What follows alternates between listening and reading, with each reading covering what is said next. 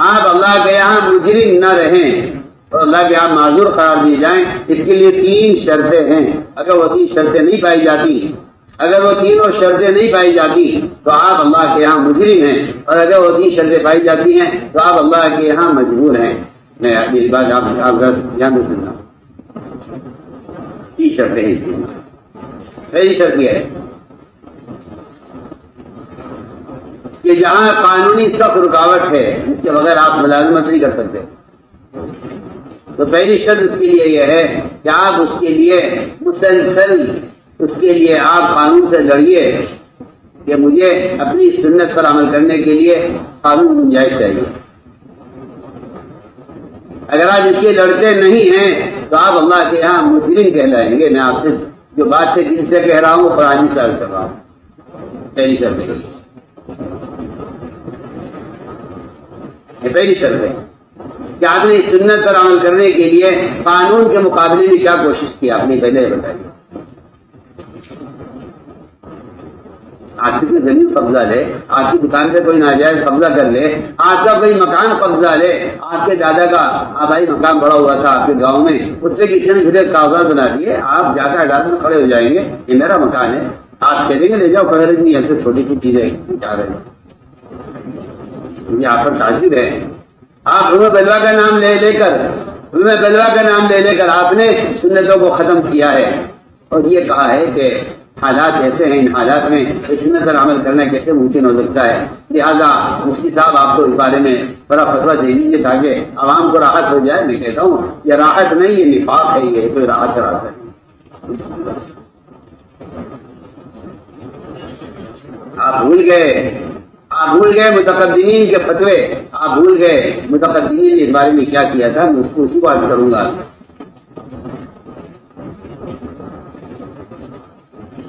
میں نے کیا پہلی شرط یہ ہے کہ آپ نے سنت کے احیاء کے لیے کیا کوشش کی ہے۔ اگر آپ کہتے ہیں قانون تھا میں جھوٹ تھا، میں 100 بار قسم کھا کر کہتا ہوں اللہ کے یہاں معافی نہیں، آپ نے کوشش کیا کی، ایک شرط۔ دوسری شرط یہ ہے اس کے ساتھ ساتھ کہ جب تک آپ اس ڈپارٹمنٹ میں رہے جہاں آپ اپنے مصنوعی لباس میں نہیں جا سکتے، وہاں سے نکلتے ہی آپ نے لباس بدلا یا نہیں بدلا؟ اگر آپ وہاں سے نکلتے ہی کپڑے بدل لیتے ہیں تو آپ اللہ کے یہاں معذور قرار دیے جائیں گے، اور اگر آپ وہاں سے نکلنے کے بعد فوراً لباس تبدیل نہیں کرتے، جتنی دیر آپ اس لباس میں رہیں گے اللہ کی آپ پر لعنت ہوتی رہے گی۔ آپ سنیے میں کیا کہہ رہا ہوں۔ آپ کو آج کل کے بے دین لوگوں نے بے دینی کے وہ راستے بتا دیے ہیں کہ آپ کو مطمئن کر جائے کہ آپ پریشان نہ ہوں، ایسی کوئی بات نہیں ہے۔ میں کہتا ہوں فاسقوں کے مشورے سے سنتوں کی عادتیں ختم ہو رہی ہیں، ہمیں سن کر آتے کہہ رہا ہوں۔ شرط یہ ہے، شرط یہ ہے اگر آپ وہاں سے نکلتے ہی لباس نہیں بدلتے تو آپ پر اللہ کی لعنت شروع ہو گئی ہے۔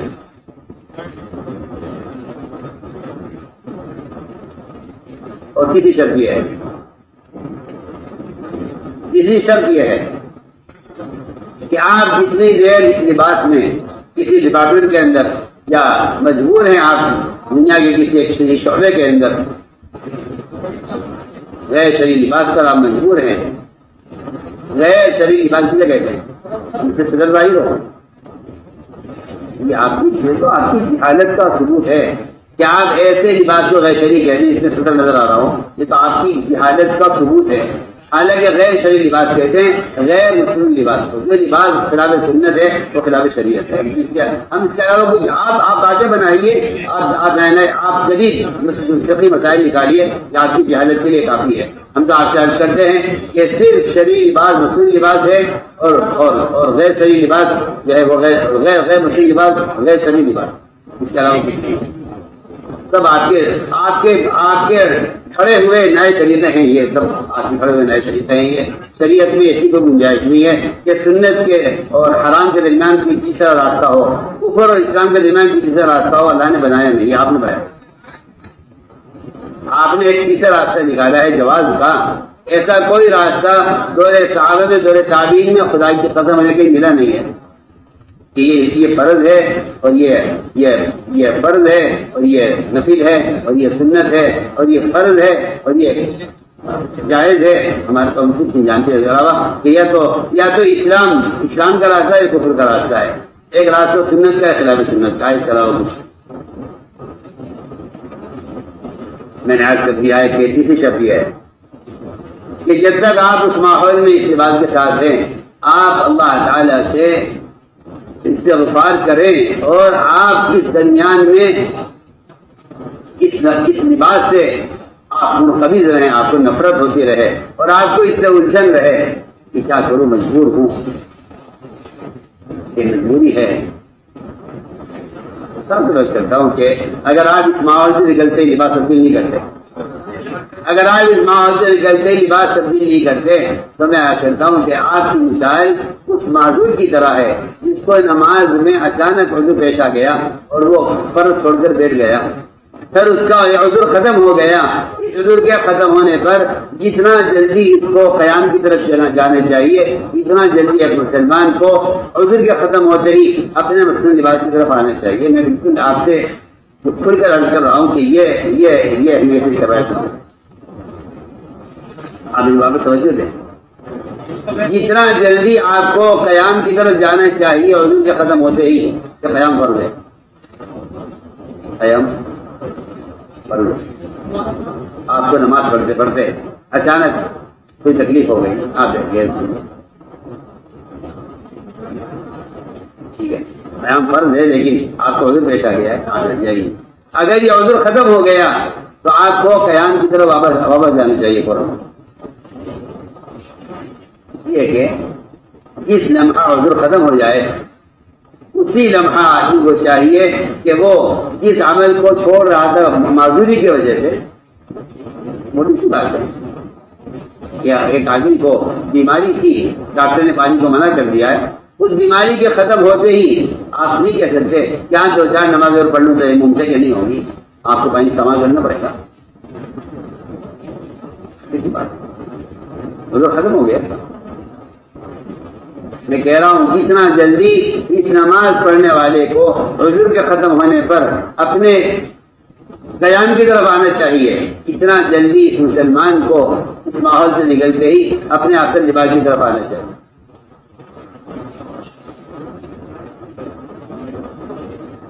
تو میں نے عرض کیا ہے کہ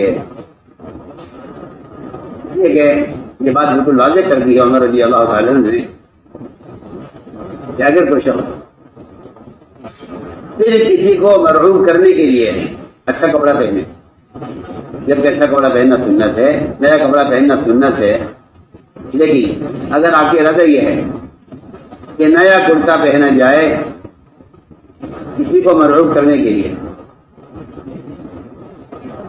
نیا کرتا پہنا جائے کسی کو مرحوم کرنے کے لیے, تو تم نے فرمایا کہ اگر ہم نے ان کو اہل شام کو مرحوم کرنے کے لیے نیا کرتا پہنا تو اللہ تعالی ہمیں ذلیل کریں گے. آپ یہ غور غور کیجیے, یہاں بالکل یہ بات نہیں تھی کہ اگر ہم نے غیر مسلموں کا لباس پہنا تو اللہ ہمیں ذلیل کریں گے, کیونکہ ایسا مرضی نہیں کہا گیا تھا کہ اس ملک میں آئے ہیں آپ اس ملک کا لباس پہن لیجیے. یہاں سے بیچارے مسلمان صبح سے لے کے شام تک منافقین کی طرح بہروپیے بنے رہتے ہیں, بہروپیے. کہ اگر کسی بزرگ کے پاس جا رہے ہیں تو کیا پہن کے جائیں, اور اگر دوست کی شادی میں جا رہے ہیں تو کیا پہن کے جائیں, اور اگر کسی خانقاہ میں کسی شیخ کے خدمت میں جا رہے ہیں تو کیا پہن کے جائیں. کیا اگر یہ تھوڑی دیر کے لیے ٹوپی لگا لیں, تھوڑی دیر کے لیے میں لباس تبدیل کر لیں, تو میں کہتا ہوں کہ اتنی سیاست تو آج غیر مسلم کے اندر بھی ہے کہ وہ بھی سوچتا ہے کہ بھائی یہ کون سا موقع ہے, اس میں مجھے کون سا لباس پہننا چاہیے. بیچارے مسلمان کہتے ہیں بہت ہی اچھا وزیر ہے, بہت ہی اچھا حاکم ہے کہ ہمارے اس وقت یہ ہمارے مذہب کا لباس پہن کر آیا. میں کہتا ہوں ایسا بہروپیہ تو غیر مسلم بھی ہو سکتا ہے. یہ بازی بہروپیہ ہے جو حالات کے اعتبار سے روپ بدل دیتا ہے اور ماحول کے اعتبار سے لباس تبدیل کر لیتا ہے. اس کو بہروپیہ کہا جائے گا, اس کو مومن نہیں کہا جائے گا. اس کو نہیں کہا جائے گا یہ منافق ہے، کیونکہ منافق کا نام ہی بہروپیہ ہے. آپ سے کچھ عرض کر رہا ہوں، منافق کا نام ہی بہروپیہ ہے. موسیٰ فرماتے تھے اگر کسی ماحول میں تمہیں سنت پر عمل کرنے سے شرم آتی ہو یا تمہیں سنت عمل کرنے میں اپنی خفت محسوس ہوتی ہو تو یہ اس بات کی علامت ہے کہ تمہارے دل میں کفر نے جڑیں جما لی. یہ میں اس کے بیان کا سوچا رکھوں گا. تمہارے دل میں کفر نے جڑیں جما لی ہیں اگر تمہیں کسی ماحول میں سنت عمل کرنے سے شرم محسوس ہوتی ہے. کفر نے تمہارے دلوں میں جڑیں جما لی ہیں اگر تمہیں کسی ماحول میں سنت پر عمل کرنے سے شرم آتی ہے. میں نے ایک بات عرض کی ہے کہ آپ ہمت سمجھیے کہ یہ کوئی کفر تھوڑی ہے. جی ہاں، یہاں تو عجیب وغیرہ مزاج ہے لوگوں کا. جو کہ نماز تھوڑی چھوڑ رہا ہوں اور میں کوئی زکات تھوڑی چھوڑ رہا ہوں اور میں کوئی روزے کا انکار تھوڑی کر رہا ہوں. آپ سمجھتے ہیں مجھے اسلام خمسی کا مطلب یہ ہے کہ یہ میری مسلمان ہونے کی علامت نہیں ہے. یہ مسلمان ہونے کی علامت نہیں ہے، یہ آپ کا وہ چھپا ہوا اسلام ہے جو آپ کے اللہ کے درمیان میں ہے. بہت ہم بات کرتے ہیں فرائض پر اگر آپ عمل کرتے ہیں تو آپ اللہ کے یہاں آپ کے اللہ کے درمیان یہ آپ کا اسلام ہے کہا جا سکتا ہے. لیکن اگر آپ اتباع سنت پر نہیں ہیں تو آپ اپنے مخلوق کے درمیان بھی اسلام کو ظاہر کریں جس طرح آپ اپنے خالق کے درمیان اسلام کو ثابت کر رہے ہیں. آپ اپنے اللہ کے درمیان فرائض کو ادا کر کے جس طرح اپنے اسلام کو ثابت کر رہے ہیں اس طرح آپ کو چاہیے کہ آپ اتباع سنت کے ذریعے اپنے اسلام کو ظاہر کریں. اگر آپ اتباع سنت اسلام کو ظاہر نہیں کرتے تو پھر آپ لوگوں سے بتا رہے کہ نہیں نصرانی میں جانا یہودی صاف کھل کر رکھتا. تو میں نے عرض کیا کہ یہ بات تو بہت اونچی چیز ہے جو اس سے کہ ایک انسان کی حریت سے معلوم ہوتا ہے کہ آپ کون ہیں. آپ سے میں کرنا چاہتا ہوں اصل بات یہ لوگ دکھا نا حدیث میں آتا ہے کہ آپ صلی اللہ علیہ وسلم کو اگر کوئی کھانا پسند آتا تو آپ اسے کھاتے اور اگر آپ کو وہ چیز پسند نہیں ہے تو آپ اس میں ایسے لگاتے تھے آپ ان کو چھوڑ دیا کرتے تھے نہیں کھانا. دیکھیے آپ صلی اللہ علیہ وسلم کی کسی سنت کے بارے میں یہ کہہ دینا کہ مجھے یہ پسند نہیں ہے بس. پہلے لوگوں میں سنت کا اتباع اتنا لازم تھا کہ ایسے شخص کو مرتد اور اسلام سے نکل جانے والے یقین کیا جاتا. بات کر رہا تھا کہ وزیر نے خالد یوسف کے سامنے کہہ دیا کہ مجھے لوگ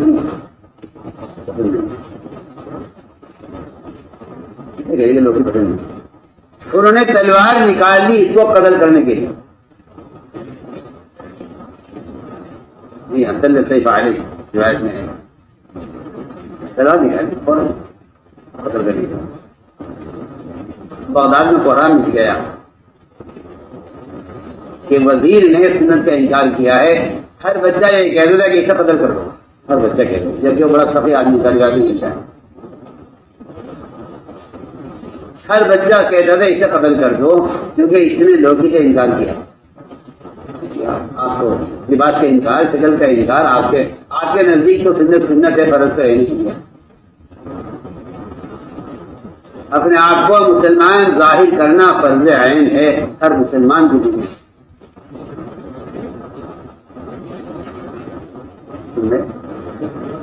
ہر مسلمان کے ذمہ فرض عین ہے کہ اپنے آپ کو مسلمان ظاہر کرے. فرض عین ہے آپ کے لیے سنت ہے. میں کہتا ہوں فرض ہے. آپ کہاں سو رہے ہیں؟ اگر آپ سنت کا اتباع نہیں کرتے تو آپ اسلام کو چھپا رہے ہیں اور اسلام کو چھپانے کی صرف اجازت وہاں ہے جہاں آپ کو جان کا خطرہ ہے کہ آپ کو قتل کر دیا جائے گا اگر آپ کے اسلام ظاہر ہو گئے. اور وہ بھی ادنا درجہ ہے. اعلیٰ درجہ یہ ہے کہ آپ اپنے اسلام کو ظاہر کریں. اعلیٰ درجہ ہے اگر آپ کو قتل کر دیا جائے. بڑی آپ آپ کو معلوم ہوگا صحابہ کرام میں اعلیٰ درجے کے صحابہ وہ ہیں جنہوں نے جو کفر کے کلمے سے راضی نہیں ہوئے، اگرچہ زبان سے کہنے رفیع، ان کا درجہ اعلیٰ درجہ ہے، جنہوں نے زبان سے کفر ظاہر کر دیا صرف کلمات میں۔ کیا کروں آپ سے، میں نے ایک آیت پڑھی تھی شروع میں، وَلَا تَرْكَنُوا لِلَّذِينَ ظَلَمُوا فَتَمَسَّكُمُ النَّارُ، یہ سارے مسلمانوں کو حکم ہے کہ تم باطل کے مطالبے پر اتنا بھی نہ جھکنا کہ اس جھکنے میں کوئی ایک سنت عادت ہے انکار ہو رہا ہو۔ وَلَا تَرْكَنُوا إِلَى الَّذِينَ ظَلَمُوا فَتَمَسَّكُمُ النَّارُ، اگر تم سنتوں کو چھوڑ کر غیر مسلم کے طریقوں کی طرف مائل ہو گئے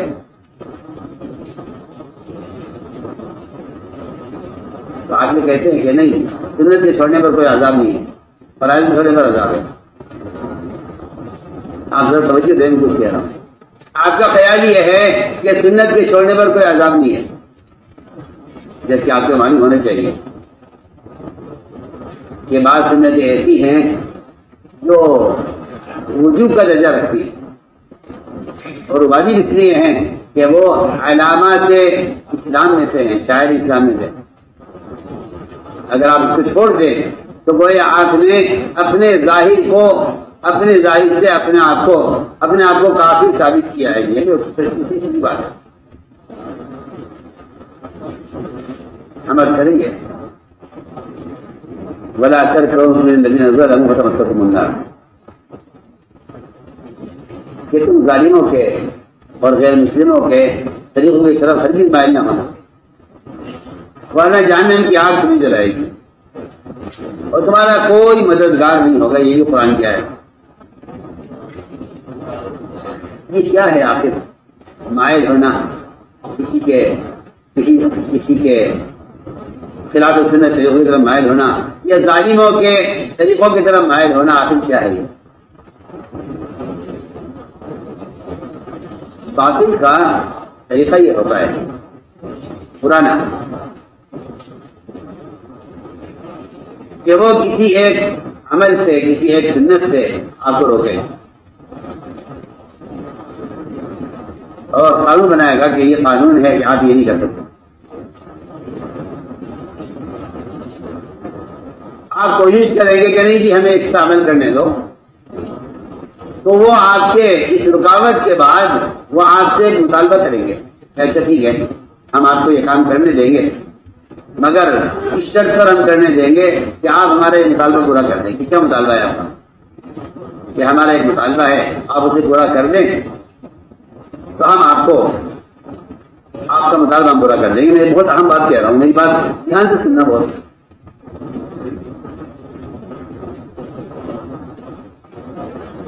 میں آپ کو ایک مثال دے رہا ہوں اور پھر اس پر واقعہ عرض کروں گا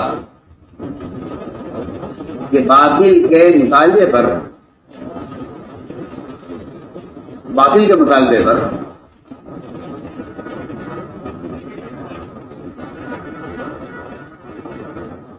اپنے کسی کام کو چھوڑ دینا کہ ٹھیک ہے ہم آپ کی بات مانتے ہیں، آپ ہماری مان لیں۔ حالانکہ اگر مسلمان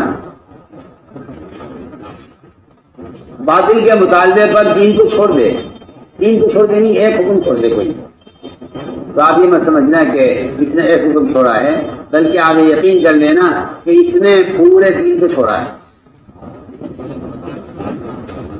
پورے دین کو چھوڑا۔ اس لیے کہ دین ایک ایسا، میں سب سے بحث کرتا ہوں کہ اگر کسی شخص کے پیر میں زخم ہو جائے،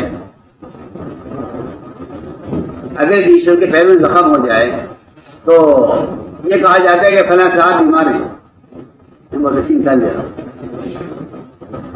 اگر کسی شخص کے پیر میں زخم ہو جائے تو یہ کہا جائے فلاں صاحب بیمار ہیں، یہ نہیں کہا جاتا ہے کہ ان صاحب کے پیر کا انگوٹھا بیمار ہے، کیونکہ انگوٹھے میں زخم ہے۔ میں ایک مثال دے رہا ہوں۔ پورے بدن پورے صاحب کی طرف بیماری کی نسبت کی جاتی ہے. فلاں صاحب بیمار ہے. ہاں دیکھیے صاحب بالکل ٹھیک ہے, سر سے لے کر پیر تک پورے ٹھیک ہے, صرف پیر کے انگوٹھے میں بھی زخم ہے. لیکن آپ کہیں سنیں گے نہیں کہ یہ کہا جائے کہ فلاں صاحب کا پیر کا انگوٹھا بیمار ہے, کہا گا زیادہ فلاں صاحب بیمار ہے. ہمیں نکل جائے. بالکل میں کہنا چاہتا ہوں کہ اگر آپ عادت اور ضرورت کی لائن کی ایک منٹ کو چھوڑ دیں تو آپ کا پورا بدن پورا دین متاثر ہوگا. اس سے آپ یہ مت سمجھیے کہ یہ ایک جز ہے, الگ ہے. نہیں, یہ جز الگ نہیں ہے. بسم اللہ الرحمن الرحیم. السلام علیکم ورحمۃ اللہ. حضرت جی مولانا سعد صاحب دامت برکاتہم کا بیان سماعت فرمائیے. بیان کو لائک اور شیئر کرنا مت بھولیے اور اپنی آراء سے ضرور آگاہ کیجیے. جزاکم اللہ خیر. میرے انتہائی محترم بزرگوں, دوستوں, عزیزوں, اللہ رب العزت نے جس رعب سے محمد صلی اللہ علیہ وسلم اور آپ کے صحابہ کی مدد کی ہے,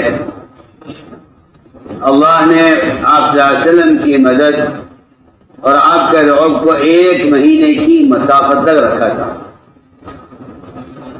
اور یہ 1 مہینے کی مسافت تک رعب کا ہونا یہ صرف آپ صلی اللہ علیہ وسلم کے ساتھ خاص نہیں تھا, بلکہ آپ کے خلفاء راشدین اور آپ کے صحابہ کے اندر بھی یہ صفت عام طور سے پائی جاتی تھی کہ ان کے بعد والوں کا رعب بھی 1 مہینے کی مسافت تک ہوا کرتا تھا. آخر اس کی وجہ کیا تھی؟ اگر آپ کا خیال یہ ہے کہ آپ کی خصوصیت تھی بس, اس کا مطلب یہ ہوا کہ پھر آپ اس آیت پر ایمان نہیں لاتے. اس آیت میں یہ صاف فرما دیا اللہ تعالیٰ نے کہ اللہ تعالیٰ ایمان والوں کی مدد قیامت تک نبیوں کی نصرت کی کیفیت اور نبی کے مدد کے طریقوں کے مطابق کریں گے. اس آیت پر آپ کا پھر ایمان نہیں ہے. اگر آپ کا خیال یہ ہے کہ مدد کی جو شکلیں نبی کے ساتھ ہیں وہ شکلیں امتی کے ساتھ نہیں ہو سکتی, جو شکلیں نصرت کی نبی کے ساتھ ہیں وہ امت کے ساتھ نہیں ہو سکتی, اس کا مطلب یہ ہوا کہ پھر آپ کو اس آیت پر ایمان نہیں ہے جس میں صاف یہ فرما دیا ہے کہ اللہ تعالیٰ قیامت تک آنے والوں کی نصرت انبیاء کی طرح کریں گے. آنے اب توجہ دیں گے پوری. 1 مہینے کی مسافت تک رعب کے ہونے کا مطلب صرف نبی کے ساتھ نہیں ہے بلکہ آپ کے خلفاء راشدین حضرت عمر رضی اللہ کے بارے میں آیا ہے روایتوں میں کہ فارس کا بادشاہ عمر کی خلافت سے اور ان کی عمارت سے اتنا ڈرتا تھا کہ اسے اس بات کا یقین تھا کہ اگر میری بادشاہت کو کوئی سوال اور میری بادشاہت کا ختم ہونا ہے تو وہ اس شخص کے ہاتھوں ہو سکتا ہے. جبکہ 1 مہینے کی مسافت وہاں بھی تھی, یہاں بھی ہے. آپ غور کریں گے میری بات پر. فارس کے بادشاہ نے عمر رضی اللہ تعالیٰ عنہ کے بارے میں یہ سوچا ہوا تھا کہ جب تک روئے زمین پر یہ شخص ہے اس وقت تک میری حکومت کو خطرہ ہے.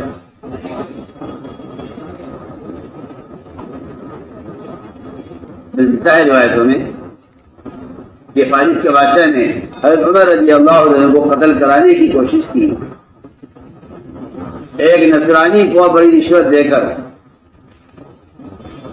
یہ کہہ کر بھیجا کہ تو کسی طرح عمر کو قتل کر دے. پہلے عرض کرنا چاہتا ہوں کہ یہ خیال نکال دینا چاہیے ذہن سے کہ نصرت اور غیر مدد صرف نبی کے ساتھ مخصوص ہیں. یہ خیال ذہن سے نکال دینا چاہیے. اللہ رب العزت کے ساتھ بدگمان ہونے کے لیے اتنا کافی ہے کہ جو مدد نبی کے ساتھ ہے اس کی مدد کا یقین ہر مسلمان ہر زمانے اپنے ساتھ نہ کرے. اللہ تعالیٰ کے ساتھ بدگمان ہونے کے لیے کافی ہے. اس لیے کہ اللہ تعالیٰ سے غیبی مدد کا گمان جو ابراہیم علیہ السلام کو نمرود کی آگ میں گرنے میں ہے, اسی گمان کا اثر دنیا میں آنے والے آخری مسلمان جو دجال کے زمانے میں ہوگا، اس کے بارے میں فرمایا ہے حدیث میں کہ اس طرح اللہ تعالیٰ نے ابراہیم علیہ السلام کو نمرود کی آگ سے بچایا ہے، اللہ تعالیٰ دجال کی آگ سے بھی اس دجال کے زمانے کے مسلمان کو اسی طرح بچائیں گے جس طرح ابراہیم علیہ السلام کے لیے آگ کو ٹھنڈا کیا ہے، اس دجال کے زمانے کے مسلمان کے لیے بھی آگ کو اسی طرح ٹھنڈا کریں گے، بشرط یہ کہ یہ اللہ کے ساتھ گمان ٹھیک رکھتے ہیں۔ میں اس مثال کر رہا ہوں۔ چنانچہ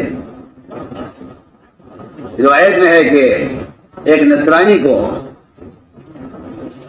فارس کے بادشاہ نے تیار کیا اور یہ کہا کہ تو کسی طرح عمر کو قتل کر۔ اتنا رعب عمر رضی اللہ تعالیٰ عنہ کا، اتنی مسافت پر ایک عام آدمی میں نہیں بلکہ فارس کا بادشاہ اور عمر کی ذات سے اتنا مرعوب تھا۔ میں پورا کرتا ہوں واقعہ تاکہ پتہ چلے کہ انصاف چاہنے والوں کے ساتھ اور دنیا میں امن لانے کی کوشش کرنے والوں کے ساتھ اللہ تعالیٰ کی مدد غیر مدد کس طرح ہوتی ہے۔ یہ نصرانی رشوت لے کر مدینہ پہنچا اور تلاش کیا کہ کون سا ایسا موقع ہے کہ جس میں عمر پر حملہ کیا جا سکتا ہے۔ دیکھا کہ کوئی سیکورٹی نہیں ہے، کوئی محافظ ساتھ نہیں ہے، اکیلے رہتے ہیں۔ جب کام کرتے کرتے تھک جاتے ہیں تو کسی درخت کے نیچے بیٹھ کر سو جاتے ہیں۔ اس میں ایک درخت تھا مدینہ منورہ میں جو بڑا گھنا درخت تھا۔ عام طور سے عمر رضی اللہ تعالیٰ عنہ جب تھک جاتے صبح سے شام تک کام 2 گھنٹے کام کرتے کرتے تو دوپہر کو زمین پر اس درخت کے نیچے لیٹ کر سو جایا کرتے۔ جب اس نے دیکھا کہ ہاں یہ ان کے آرام کی جگہ بنی ہوئی ہے، وہ چھپ کر بیٹھا درخت کے اوپر، خنجر بجھایا ہوا تھا زہر میں۔ حضرت عمر کو دیکھا کہ جب ان کی آنکھ لگ گئی اور گہری نیند سونے لگے تو وہ خنجر لے کے اس نے وہاں سے اترنے کا ارادہ کیا۔ ابھی سرکاری تھا اپنی جگہ پہ، اچانک ایک بڑا بھیانک شیر جنگل کی طرف سے آیا اور آ کر حضرت عمر رضی اللہ تعالیٰ عنہ کے قدموں میں آ کر بیٹھا، اپنی زبان سے حضرت عمر رضی اللہ تعالیٰ عنہ کے تلوے کو، پیر کے تلوے کو چاٹنا شروع کیا۔ حضرت عمر رضی اللہ تعالیٰ عنہ کی نیند اور گہری ہو گئی۔ یہ حیران تھا کہ اس شخص کی مدد کا جو غیبی نظام ہے، اس کی مدد جو غیبی نظام ہے، یہ دیکھتا رہا اور یہ شیر حضرت عمر کا تلوہ چاٹتا رہا۔ آخر کچھ دیر کے بعد حضرت عمر کی آنکھ کھلی، شیر بیٹھا رہا، حضرت عمر اٹھ کے بیٹھے۔ اس آدمی نے طے کر لیا ہے کہ نہیں، اس شخص پر حملہ کرنا اور اس کو قتل کرنا ممکن نہیں ہے، اور ان کی مدد کا انتظام آسمانوں میں ہے۔ یہ ایک نصرانی کا خیال تھا کہ ان کی مدد کا نظام آسمانوں سے ہے، یہ ایک نصرانی کا خیال تھا۔ کچھ دیر شیر بیٹھا رہا، جب اس نصرانی کا ارادہ بدل گیا حضرت عمر کے ساتھ اور اس نے اسلام قبول کرنے کا فیصلہ کر لیا، تب یہ شیر یہاں سے اٹھ کے گیا۔ یہ آدمی نیچے اترا، نیچے ہو گیا حضرت عمر رضی اللہ تعالیٰ عنہ سے تو سارا واقعہ سنایا، حضرت عمر کے ہاتھ پر اسلام لایا اور یہ کہا کہ بالکل انصاف چاہنے والوں کے لیے ان کی مدد کا سارا انتظام آسمانوں میں ہوتا ہے۔ مجھے آپ سے بہت کچھ عرض کرنا ہے، ایک بنیادی بات میں عرض کر رہا ہوں، پر اگر کسی بھی شخص کو قیامت تک اس بات کا شبہ بھی ہو کہ اللہ تعالیٰ اپنے نبی کی یا نبی کے راستے پر چلنے والوں کی مدد نہیں کریں گے، وہ اپنی الجھن کو ختم کرنے کے لیے اپنے گھر کی چھت میں پھندا رکھے کر لٹکائے، اپنا گلا پھنسا کر خودکشی کر لے تاکہ اس کی الجھن ختم ہو جائے کہ مدد ہوگی نہیں ہوگی، ہوگی نہیں ہوگی۔ یہ قرآن نے یہ نقشہ کھینچا ہے اس شخص کے لیے، اور یہ نسخہ تجویز کیا ہے ایسے لوگوں کے لیے جن کو اللہ تعالیٰ کی مدد میں شک ہو۔ ان کو چاہیے کہ وہ اپنی الجھن کو دور کرنے کے لیے اپنے گھر کی چھت میں ایک ٹھنڈا لٹکا لیں رسی کا، اور اس میں گردن پھنسا کر خودکشی کر لیں تاکہ ان کی الجھن ختم ہو جائے۔ یہ قرآن کی آیت کا میں ترجمہ کر رہا ہوں، مفہوم عرض کر رہا ہوں۔ من كان يظن الله ينصره الله في الدنيا والآخرة فلينظر بصدره إلى السماء ثم ليقطع فلينظر هل يذهبن كيده ما يظن۔ ہمیں عرض کرنا ہے کہ دو چیزوں میں اللہ تعالیٰ نے یہ رعب رکھا تھا قیامت تک کے لیے۔ وہ دو چیزیں ہیں امت میں سے ختم ہو رہی ہیں۔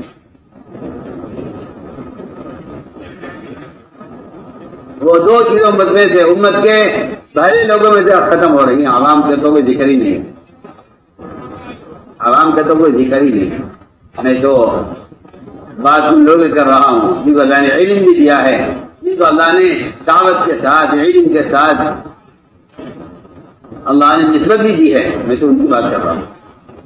اس لیے کہ یہ بات بالکل مسلم ہے، اور یہ اصول ہے قرآن کا کہ میدان میں اترنے والوں کے اختلاف سے باطل غالب آئے گا۔ میدان میں اترنے والوں کے درمیان اختلاف سے باطل غالب آئے گا، اور میدان میں اترنے والوں کی اجتماعیت سے باطل مغلوب ہوگا۔